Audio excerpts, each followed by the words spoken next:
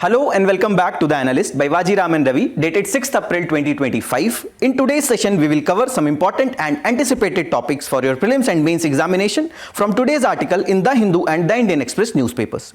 First, we will discuss the monetary policy of Reserve Bank of India, focusing on its objectives, its impact on inflation, growth and the overall financial stability. Next, we will analyze India-Sri Lanka relations, examining the recent developments, economic ties, strategic cooperation and challenges in bilateral engagements. After that, in our simplified section, we'll take up 5 articles and we'll try to explain them in simplest language possible to enrich your understanding of the newspapers. Additionally, we have also incorporated some prelims pointers which is going to be very crucial for your upcoming prelims 2025 examination. So have a look on them also and stay tuned. So let's start our discussion with the first topic, that is monetary policy of RBI. The context of this topic is that various experts and agencies have suggested that RBI's monetary policy panel may go for a rate cut in the repo rate by 25 basis point and can bring it down to 6% in the upcoming monetary policy committee meeting. And this particular topic pertains to syllabus of your GS paper 3, growth and development, inflation, monetary policy, etc. Now, what is the background of this topic? That after the COVID-19 came, which led to supply chain disruptions, industrial activities were halted. Due to all these issues, the inflation was consistently very high in past few years. For instance, if you look into this data from April to October 2024, especially the food inflation was consistently very high, as well as the consumer price index was also very high. So when the inflation is very high in the economy, that means there is too much liquidity in the economy. In that case, it would not be prudent for the RBI to go for a rate cut in the repo rate. Why? Because with the rate cut in the repo rate, that further increases the liquidity in the economy and we will not be able to address the high inflation in the economy. But what happened that after the quarter 3 data of financial year 2025 came, which showed that the GDP growth rate has slumped to 5.7%. The industrial sector was witnessing a slowdown. The consumption expenditure was declining. As well as the RBI's projection for the consumer price index was that it would be around 4.8%. The inflation would be around 4.8% for the 4th quarter of financial year 2025. And for the January to February, inflation would be around 3.9%. So all these situations, that is decline in the industrial activities, decline in the consumption expenditure, as well as decline in the inflation, has provided a particular cushion to the Reserve Bank of India to go for the rate cut. And that is the reason in the last Monetary Policy Committee meeting, which happened in the month of February 2025, RBI has gone for a rate cut by 25 basis point after more than 50 months.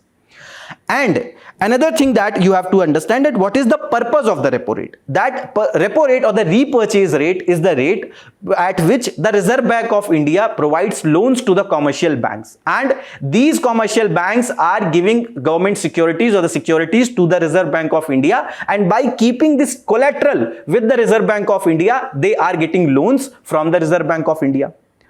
And that is the reason that the name is repurchase rate. That commercial bank have promised that they will be repurchasing those securities from the Reserve Bank of India at a predetermined price after they will be giving back the loan that they have taken from the Reserve Bank of India.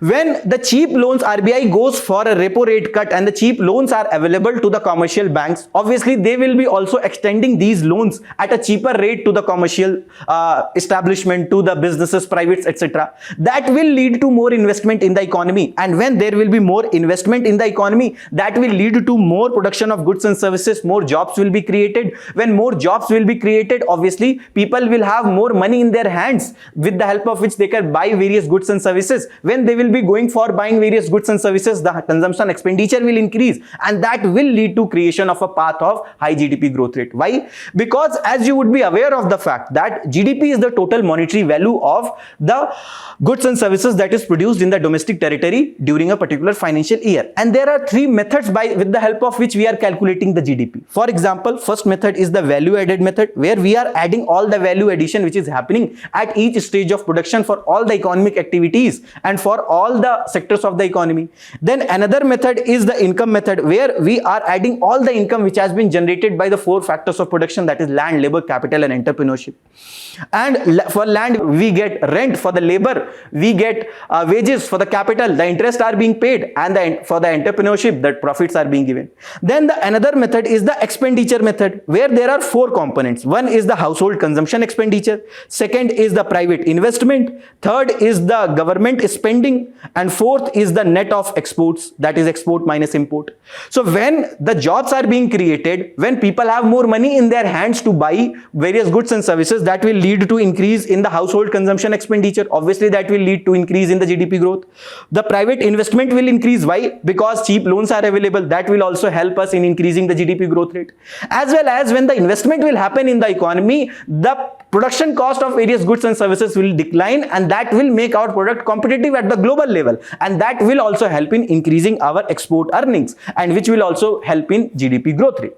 And that is the reason, with the help of repo rate itself, we are able to follow the trajectory of high GDP growth rate whenever we are going for the decline or the cut in the repo rate. But since in the economy not everything is 2 plus 2 is equal to 4, but there are various other factors which plays a crucial role in ensuring that GDP growth rate is on the line. But one such reason or one such factor is that when the repo rate generally is reduced, that leads to investment, and that helps in ensuring that we are on a high GDP growth rate trajectory. Also, if you look into the challenges due to US tariffs, that already you would be aware of the fact that US has increased the tariffs on the exports of India, that is the imports that is going in the United States.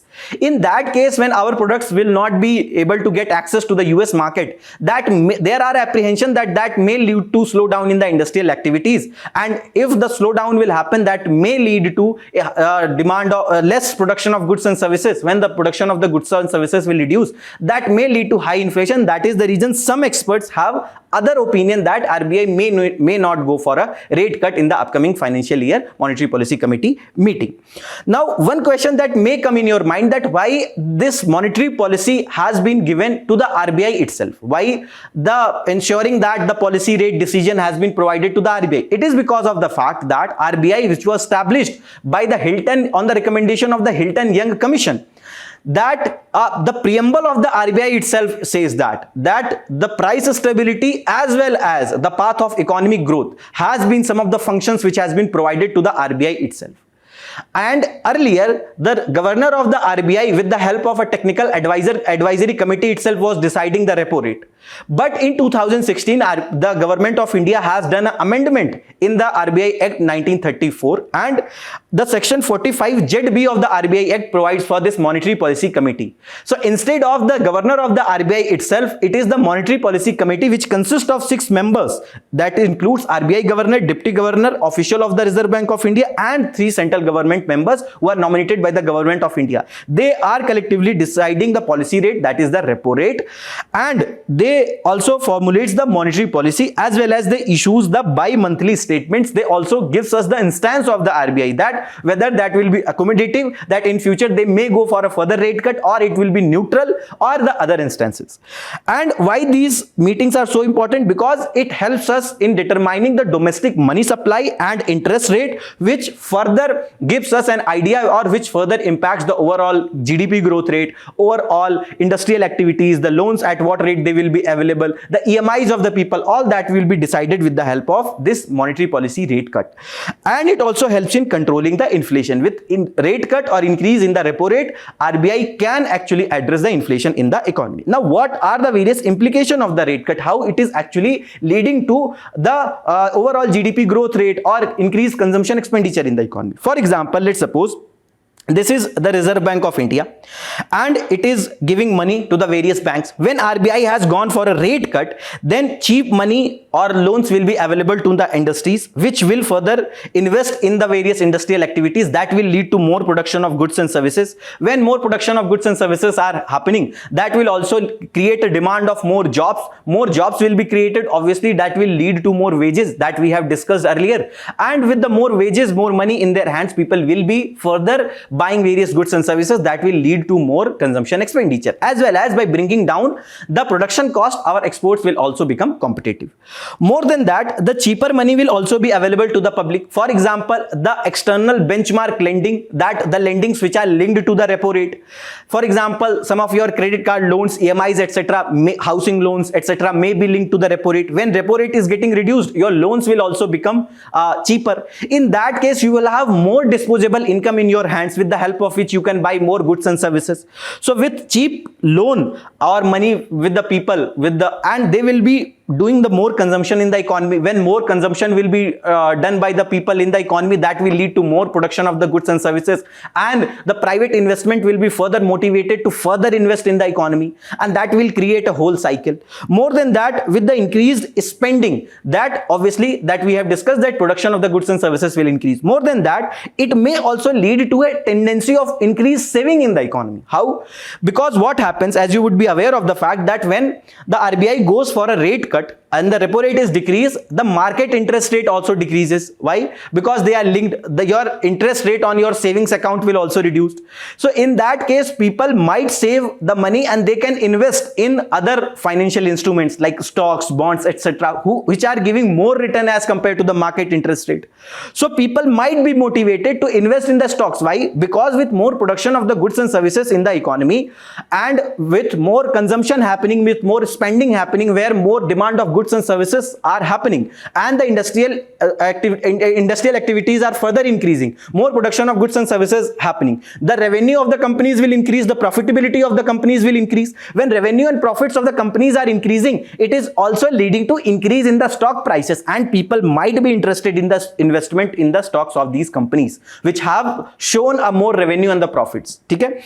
More than that, it can lead to strengthening of the financial markets, that they can move towards stocks, mutual fund, etc., that we have discussed. Also, it will lead to export competitiveness, that our involvement, our contribution in the global export is not very significant, but with the more competitive prices available of various goods and services, we will be able to contribute more to the exports. What are some of the negative implications of the rate cut? First of all, it may lead to currency depreciation, that initially, let's suppose if $1 was equal to rupees 50, but when RBI has gone for a rate cut, it means that more supply of money, rupee, happened in the economy. In that case, $1 can become rupees 100. So this is the case of currency depreciation, that is the strength of rupee is declining. But we are a highly import dependent country. Some of the major commodities like crude oil, etc., we are highly dependent on the imports. Now let's suppose earlier we were importing any particular amount of crude oil for which we were paying $1. That means from our home country we were paying rupees 50 from our pocket. But with the impact of the currency depreciation, for same amount of crude oil, that is $1 worth of crude oil, we will be paying 100 rupees from our pocket. That means that we have to pay a higher amount in the rupee terms due to impact of the currency depreciation, and that is the reason there may be a case of imported inflation, that where the inflation is significantly becoming higher due to the imports of various commodities which had led to high prices due to currency depreciation. More than that, it can also lead to inflationary pressure, that when people have more money in their hands, they may demand more goods and services, but there may be some supply chain disruptions, there may be some labor laws related issues, the other policies in the economy may not be sync with the monetary policy, that fiscal policy is not in sync with the monetary policy, where the GST rates hasn't been rationalized or it is frequently changing, which has made the businesses apprehensive and they are not interested or motivated towards investing in the economy. So when people have money, they are demanding more goods and services, but the investment is not happening in the businesses, so there will be demand supply mismatch. More goods and services are being demanded, whereas there is less production, less supply of goods and services in the economy, which will lead to inflationary tendency in the economy, that too much money will be chasing too few goods. So that may lead to further inflationary tendency. Also, there will be reduced returns for the savers, especially the savers who are investing in the traditional instruments like the savings accounts, etc. So that might lead to less savings, and when the people will not be investing in the savings account, that will also impact the lending capacity of the banks, because whatever the money the consumers, the people are saving in the savings account and the term deposits, etc., that is being utilized for the lending activities, and when the savings rate will reduce, that may impact the investment in the economy, because bank will not have sufficient money to lend to the various businesses. Also, this may create asset bubbles, like in the case of real estate, that when there will be too much money in the economy, too much liquidity in the economy, and when people will not understand where they should spend, and when the cheap loans are available, so people may take loan and they can invest in the various assets like the real estate, plots, houses, etc. That may create an asset bubble where there will be significantly high prices of these assets. Also, the rate cut is not a panacea of all the problems. Rather, it have a limited effectiveness because of the other structural issues in the economy. For example, the logistics issue is one of such issue, that when the transportation cost is very high, logistics issues are there. The regulations that is related to labor, the land acquisition, etc., when they are not very proper, then obviously the rate cut will not be very prudent, rate cut not will be very effective in the long run. And you can see that this currency depreciation that we were talking, that how significantly our currency has depreciated in last few months. What should be done? What should be the way forward? First of all, there is need for deliberation and discussion between the government and RBI, that whenever the RBI is going for a rate cut, there should be a proper support with the proper fiscal policy, because we have to understand that these are the two wheels of the bicycle, that is the monetary policy and the fiscal policy. They should be in sync, that whatever the measures that is being taken with the help of monetary policy, they should supplement, they should complemented by the fiscal policy also. Then we can get a proper result, we can be on the path of proper GDP growth rate. There are other structural reforms that needs to be done. For example, labor reforms. For example, the various clearances that businesses have to get. It takes a lot of time in doing that investment, in starting that business. All the single window clearances which has been done by various states, like for UP, the Nivesh Mitra portal has been established. So those kind of single window clearances needs to be promoted, so that the cheap loans which are being provided to the businesses, that can be effectively used. Also, there is need for enhancing the transmission of the monetary policy, the external benchmark lendings that has been mandated to the commercial banks, that should be followed by the banks properly, and the reduction in the repo rate should be transmitted to the actual consumers in due time, so that its effectiveness can be improved significantly. Also, there is need for fiscal policy support, that government spending should be increased, expansionary fiscal policy should be focused by the government when they are thinking for a high GDP growth rate, as well as the tax rationalization can be done, and this is some things which has been done by the government in the recent cases, that in the recently announced budget 2025 they have rationalized the taxes, that till 12 lakh there is no tax. More than that, government has announced the 8th pay commission, which will significantly increase the salaries of the people, which will lead to more money in the people's hand, and that will also support the increased consumption expenditure in the economy.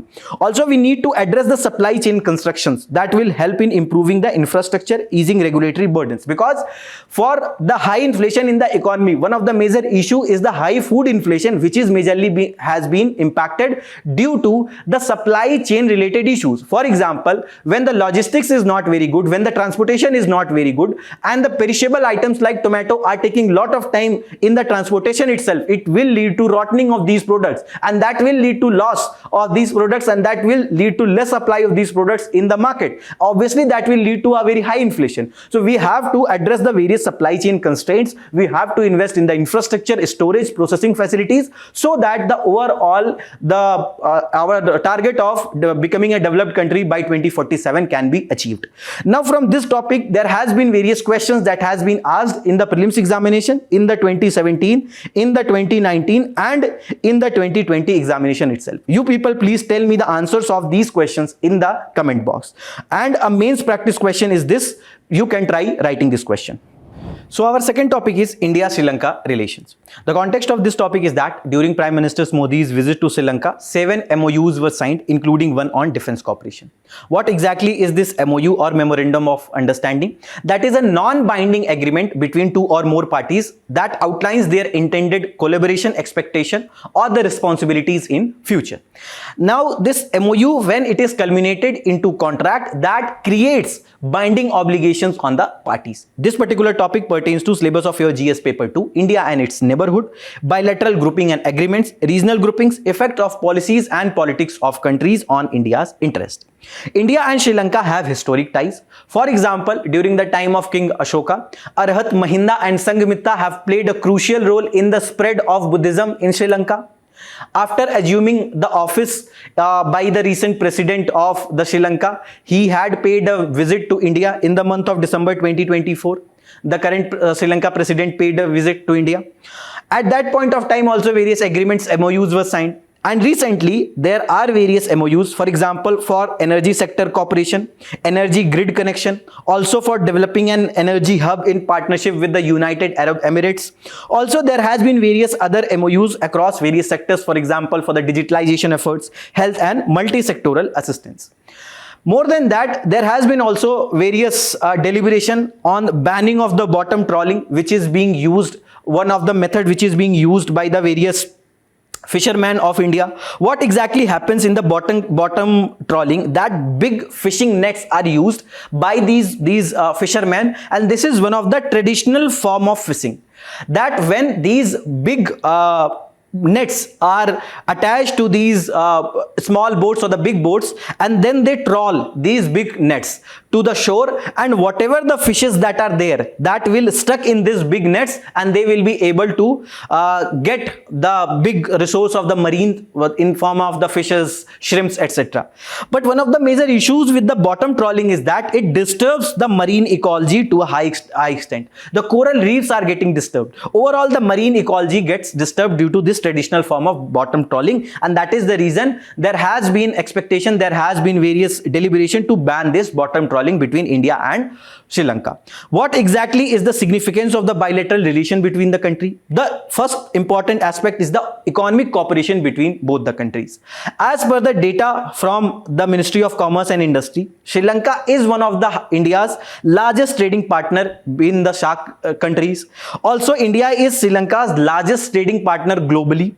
And India and Sri Lanka have signed a free trade agreement in year 2000 itself, which has led to significant reductions in the tariff between both the countries.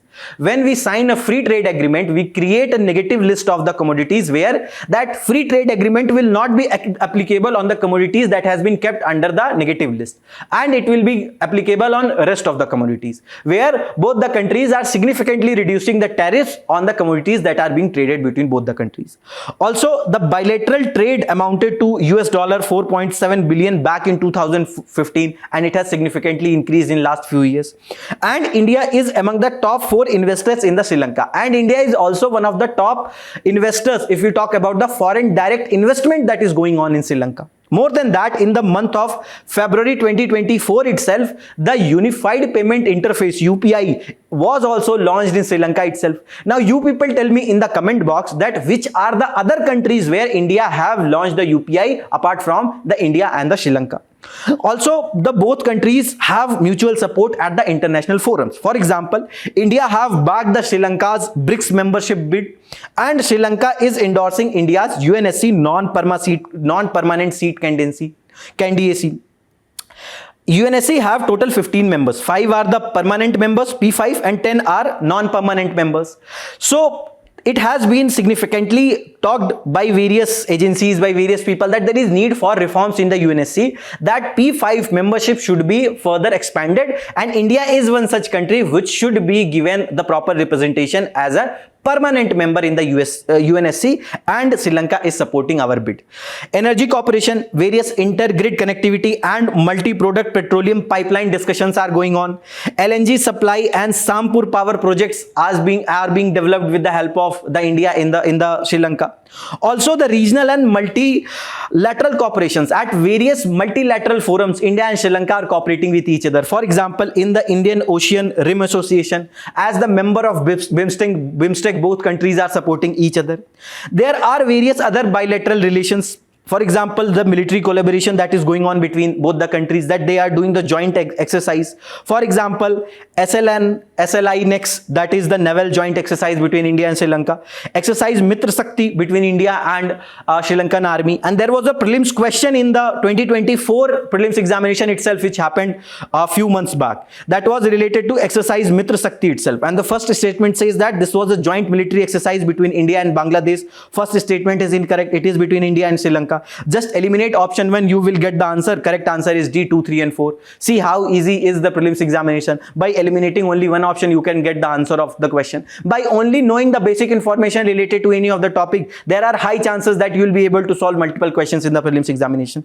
Then the exercise Milan, where the Sri Lanka participates in India, hosted multilateral naval exercise. India's role in the Sri Lanka debt restructuring. The Sri Lanka's economy is highly dependent on the tourism. And due to COVID-19 restrictions and the COVID-19, the tourism industry has taken a hit. Apart from that, there was a big terrorist attack that happened in the Sri Lanka that also further impacted the tourism.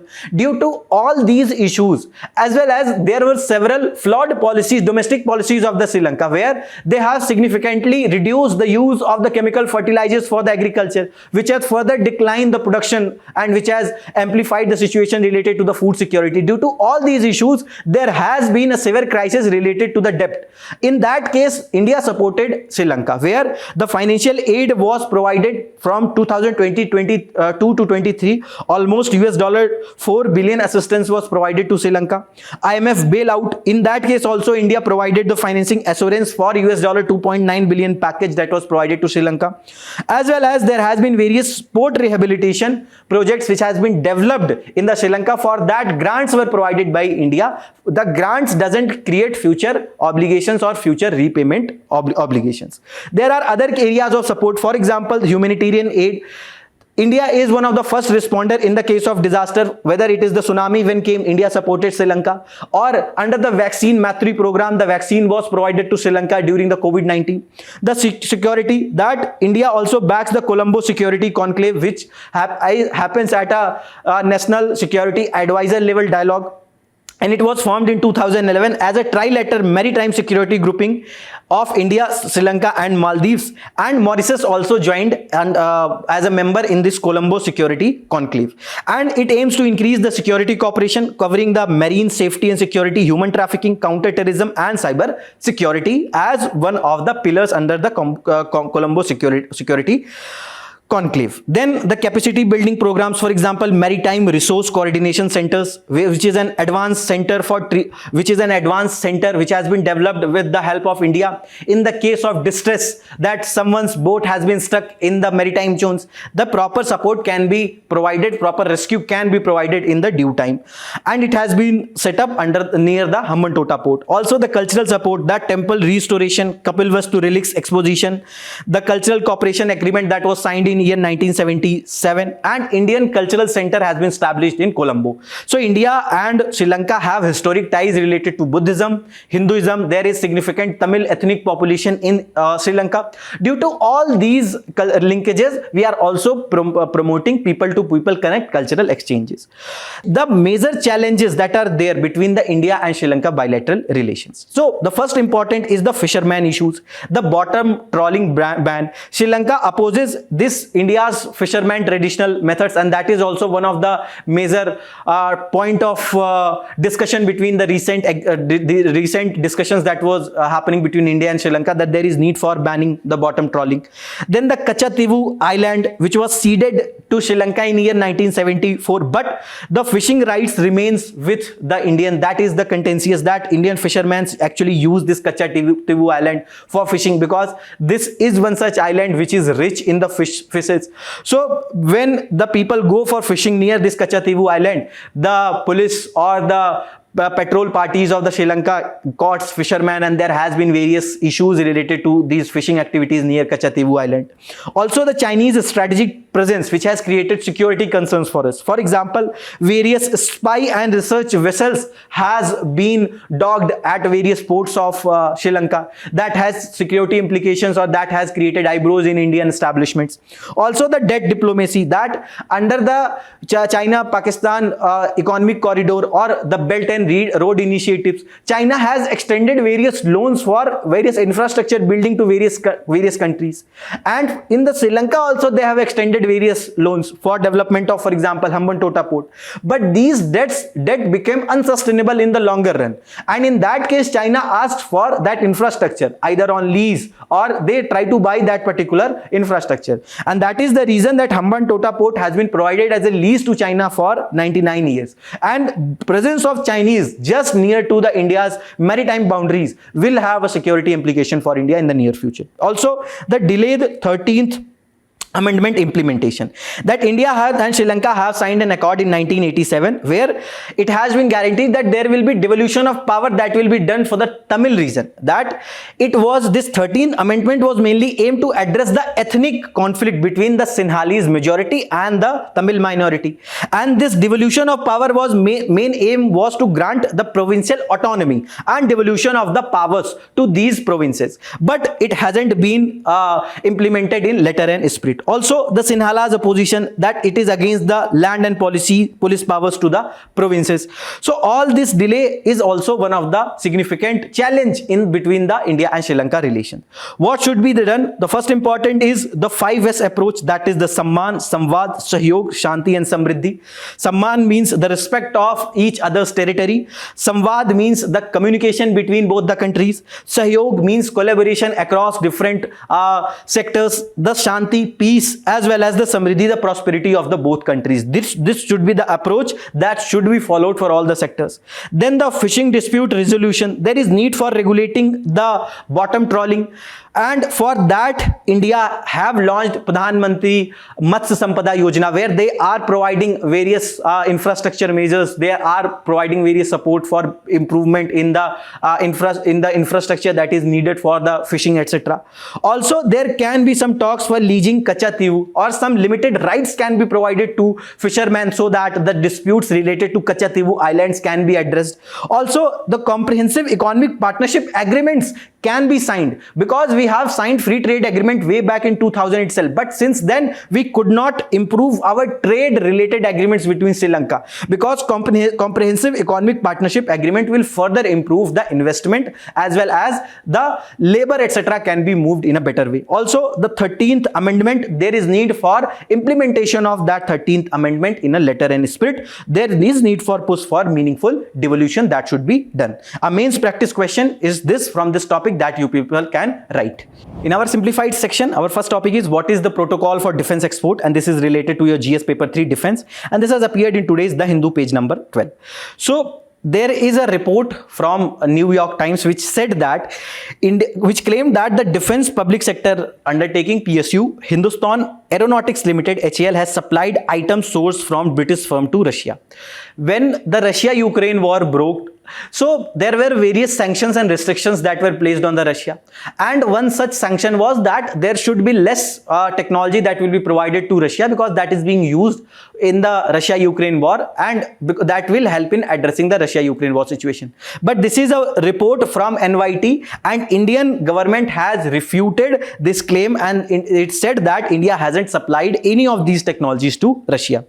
Now, why is this regulation important? Because the primary objective of strategic trade control, export control, is to prevent the proliferation of the weapons of mass destructions and their delivery systems, as well as uncontrolled transfer of conventional arms, military items, such as states the handbook on India's strategic trade control system, which is released by Directorate General of Foreign Trade under the Ministry of Commerce and Industry. Because until and unless there will be regulation of these trades of the important technologies, weapons of mass destruction, this can be utilized by some state or non-state actors, which may lead to disturbance of the overall global peace. And for this itself, there are various export control regimes. For example, the MTCR, that is Missile Technology Control Regime, which India have joined in year 2016, which controls the proliferation of missiles and the unmanned aerial vehicles which are capable of delivering the weapons of mass destructions. Then the NSG, that is the Nuclear Suppliers Group, it regulates the nuclear trade to prevent proliferation. India is not a member of NSG. Why? Because India hasn't signed the NPT treaty. Also the Wassenaar Agreement, which controls the exports of conventional arms and dual use goods. India is member of this Wassenaar Agreement since 2017. And Australia Group, which prevents the chemical and biological weapons proliferation, and India is member of this Australia Group since 2018. So there are various multilateral regulations for controlling the exports, and there is this India's regulation also related to the exports of weapons of mass destruction as well as the technologies. Also, India says that India maintains a harmonized list of on export control of dual use military items, including the software and technologies having potential civilian or industrial applications as well as the military and the WMD use, and it is restricted permitted under an export authorization or license except for certain items that are prohibited. Also, effective support controls are critical as India looks for significantly expanding its defense exports with current target of reaching 50,000 crore by 2019. On April 1, Defense Ministry has announced that defense exports have hit a new high of 23,622 crore for financial year 24-25 and growth of 2,539 crore or 12.04% over the previous financial year. When we will have a robust export control regime, obviously it will give us a goodwill in the future markets and our products will be more competitive at the global level. Also, India is member signatory to international conventions on disarmament and non-proliferation such as Chemical Weapons Convention, Biological Weapons Convention, and India is also member of various export control regime that we have discussed. And there is this special chemical organisms, material, equipment and technology list, and there are 8 categories under this SCO Met list, and the Department of Defense Production issues the authorization for export of munition list items which are covered in the category 6 under this list. So this is being regulated properly. Also, what are the various steps that has been taken to boost the defense exports? There has been the Defense Production and Export Promotion Policy has been formulated. There has been Export Promotion Cell has been set up, and the defense public sector undertakings have been assigned the geographical areas for the marketing, and this defense export promotion scheme was launched in 2018 to promote Make in India in the defense sector. Also, this is some data related to the world's largest arm importers as well as the world's largest arm exporters, which has been data from the CRISPR, and this is of March 2023 data, that India is the world's largest importer, largest supplier is Russia, and the world's largest exporter is USA. And their biggest market are Saudi Arabia and Japan. This data can be relevant for your prelims examination. This is a prelims PYQ that was asked in 2022, that India is member of which of the above organization. India is member of all the 3 organizations. Next topic in the simplified section is CRISPR-based test detects a rare blood cancer, and this is related to your GS paper 3 biotechnology, and this has appeared in today's The Hindu page number 11. So the context is acute promyelocytic leukemia, which is a rare and aggressive form of leukemia, which is a blood disorder, a cancer that affects the blood cell, and it is caused by the genetic mutation of 2 genes. The name of the genes are PML and RARA, which mistakenly fuse together, and this fusion of the 2 genes leads to the production of fewer WBC or the white blood cells as well as the platelets, which reduces the capabilities of the humans to fight any infection, to fight any diseases. And this, what sets this cancer apart from other types of cancer is that it can cause severe internal bleeding of the organs such as the lungs and the brain, which can result in the death within few days if not treated immediately.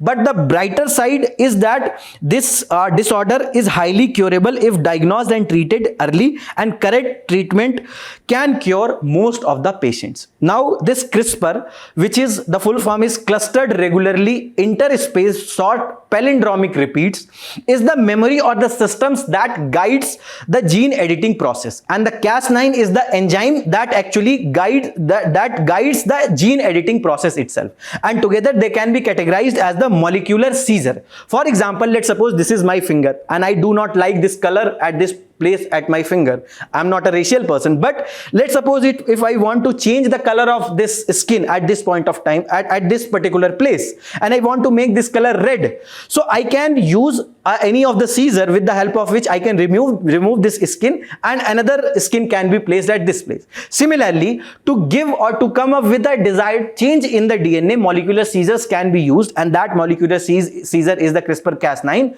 which will remove that DNA and another desired trait will be incorporated, that will be used or that will be introduced at that particular place. So this particular diagnosis or molecular diagnosis of this leukemia, another form of leukemia, can be very well done with the help of CRISPR. So if there is a question that is coming in your prelims examination that CRISPR can be utilized for the molecular diagnosis apart from the gene editing, obviously that option will be correct. Also, this ACTRAC or the Advanced Center for Treatment, Research and Education in Cancer, that is, this rapid CRISPR test has been developed by this ACTRAC, Tata Memorial Hospital, and they can quickly, accurately diagnose this type of cancer, and it is also inexpensive, and to some extent it is similar to the rapid test of the COVID-19 which was happening. And this rapid CRISPR test correctly identified the blood cancer in 134 clinical samples, and that test can detect the APL even when the single copy of PML rara is present in a sample, thus making it 10 times more sensitive than the currently used test. Means the efficacy of this test is better. Also, currently the test uses 3 strips for the detection of 3 isoforms BCR1, BCR2, BCR3 of PML rara using a single blood sample. So this can be a very useful tool in addressing this type of blood cancer in future. So this is the basic thing about the CRISPR, that the CRISPR molecule finds a precise location in the target DNA, which is going to be where the particular new DNA will be introduced, and the CRISPR enzymes cuts the target DNA at point of guides. A new custom sequence can be added when the DNA is repaired with the help of this CRISPR-Cas9. There was a prelims question in the 2019 examination. Please tell me the answer of this question, a very easy question, in the comment box. And this is again one thing that I discuss with you people, that try to identify the patterns in the prelims examination. And one such pattern in the prelims examination, that terms in news are asked in the prelims examination. For example, they have asked about the ACE2 in the prelims examination. So especially the terms that are related to environment, economy as well as the science and tech, there are high chances that they will be asked in the prelims examination. They have asked about the Miyawaki method. They have asked about the rapid credit facility. They have asked about the BioRock technology and various other CRISPR-Cas9. All these are the terms that were in news in past 1 year when the particular question was asked in the prelims examination. So have a focus on the terms that are in news. You may get some questions correct in the prelims examination. Next topic is the aquaculture for feeding the world. This is related to your GS paper 3, economics of animal rearing, food security, and this has appeared in today's The Hindu page number 11.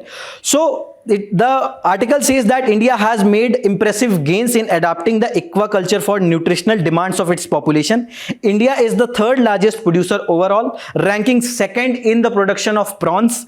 Andhra Pradesh is by far the largest producer, with the West Bengal, Tamil Nadu, Odisha making the sizable contribution along with the Gujarat. And the dietary preferences, where people are preferring less fat and more protein diet, and that is also one of the reason why we have seen a uptrend in the demand of the aquaculture products. Also, the term prawns and the shrimps are often used interchangeably, although they are biologically distinct species. This is the difference between prawn and shrimp. The prawns are generally large in size, whereas shrimp smaller in size. The prawns have longer bodies, whereas the shrimp have shorter bodies, and they have plate-like gills. The shrimp have shorter legs and claws, whereas the prawns have longer legs and claws. More than that, the prawns have tough shell and they can't be bent, whereas the shrimp have flexible shell and they can be easy to bend. And one of the major issue with this aquaculture is this bacterial pathogens. The name is Vibrio harvei, which is a serious threat to the aquaculture. And India annual losses can be around 25% of the expected yield due to this infection of the bacteria. And the white spot syndrome virus can be even more damaging in the outbreak. So that is the reason the Central Institute of Brackish Water Aquaculture in the headquarters in Chennai has pioneered the development of specific pathogen-free prawn brood stock. That is the seeds that in simpler term, the prawn seeds in simpler term that we can say that has been developed, which have immunity from these viruses, these bacteria. They can be promoted to a larger extent so that our yields are not impacted much. Also, what are various other alternative farming techniques? For example, another farming technique is the aeroponics, aquaponics, hydroponics. In the aeroponics, what we are doing, that instead of using the roots of the particular plant are suspended in the air itself, and just we are spraying the nutritional rich water on the air itself. In the hydroponics, we are supplying the nutrient rich water to the roots of the soil, to the roots of the plant instead of using the soil itself. In the aquaponics, we are growing plants along with the fish farming itself, and whatever the excreta that is being generated by the fish, that is helping in providing nutrition, or that is acting as a fertilizer to the plant itself.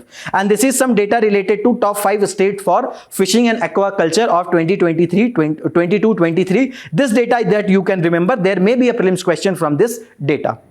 Our next topic is related to the Pradhan Mantri Jan Arogya Yojana, where Center and Delhi have signed a memorandum of understanding on the rollout of Pradhan Mantri Jan Arogya Yojana in the national capital Delhi. And this is related to your GS paper 2, government policies and interventions. This has appeared in today's The Hindu, page number 1. So the context is that Center and the Delhi government on Saturday signed the MOU to extend the benefit of the Pradhan Mantri Jan Arogya Yojana to the capital citizens, and around 36 lakh people in the city will be able to avail the health insurance scheme, said the Union Health Minister JP Nadda, who presided over the event where the National Health Authority and the State Health Agency of Delhi signed the agreement. And close to 30 lakh people will receive the annual health coverage of 10 lakh, for which center and state government will share the cost equally. So as per the Pradhan Mantri Ayushman Bharat Yojana, 5 lakh is provided to per family as an insurance cover. But in the Delhi, 5 lakh additional will be provided by the state government. And additionally, 6 lakh citizens aged 70 and above will get an extra health coverage of 5 lakh under the Pradhan Mantri Jan Arogya Yojana for Vay Vandana Yojana for the senior citizens. So what exactly is this Pradhan Mantri Jan Arogya Yojana? This is under Ministry of Health, centrally sponsored scheme. Objective is to provide universal health coverage and also to achieve the Sustainable Development Health Goal 3. That is calling for promoting preventive, curative, palliative and rehabilitative care. And it was launched in 2018. The implementational authority is National Health Authority, and which is going for a focused approach, effective implementation.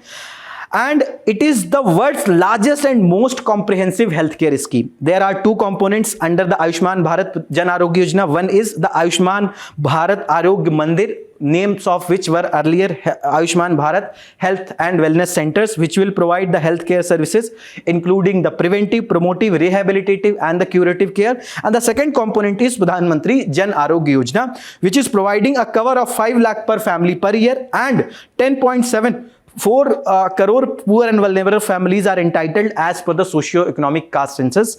And there is no cap on the family size or age. States will be given flexibility to decide on the mode of implementation. Benefits will be portable across the country. Around 85% of the rural families and 60% of the urban families will be covered under this. Also, there has been Vay Vandana scheme under the Pradhan Mantri Jan Arogya Yojana, where all the senior citizens who are above the 80 years will be getting the benefits of this scheme, and new health card, Vay Vandana cards will be issued to these senior citizens, and there will be an 5 lakh coverage to all the senior citizens, and they will be given a choice of schemes that they can retain the existing public health schemes or switch to the Ayushman Bharat Pradhan Mantri Jan Arogya Yojana. Also, there is Ayushman Bharat Digital Mission, where the health ID will be provided to every citizen. That will also act as the health account of that person, which the personal health records can be linked and viewed. And the healthcare professional registry, healthcare facilities registry, will act as a repository of all healthcare provider across both modern and traditional system of medicine. Again, a question from this particular Ayushman Bharat Digital Mission was asked in the 2022 examination itself. Please answer this particular question in the comment box. Next topic is the panel seeks reforms of ASI monuments delisting protocols. This is related to your GS paper 1 Indian culture, and this has appeared in today's The Hindu page number 9.